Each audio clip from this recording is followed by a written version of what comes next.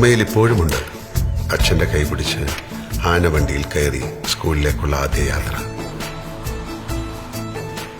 സീറ്റിലിരുന്നല്ല, അച്ഛൻ്റെ മടിയിലിരുന്ന്.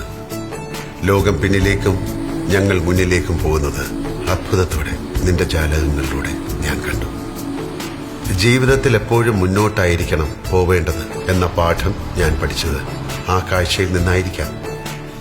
പിന്നെയും പിന്നെയും നിന്നോടൊപ്പമുള്ള യാത്രകളിൽ പഠനം, പ്രണയം, കലഹം, കളിക്കളം, സന്തോഷം, ദുഃഖം, അങ്ങനെയുള്ള ഋതുഭേദങ്ങൾ ഞാൻ ഏറെ കണ്ടു, അനുഭവിച്ചു.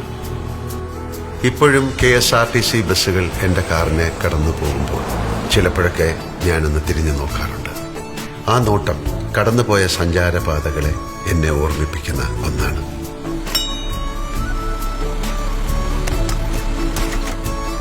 ഇന്നും നിന്റെ മടിയിലിരുന്ന് ജാലകങ്ങളിലൂടെ ലോകം കണ്ട് ഇങ്ങോട്ടെങ്കിലുമൊക്കെ യാത്ര ചെയ്യാൻ ഞാൻ മോഹിച്ചു പോകുന്നു.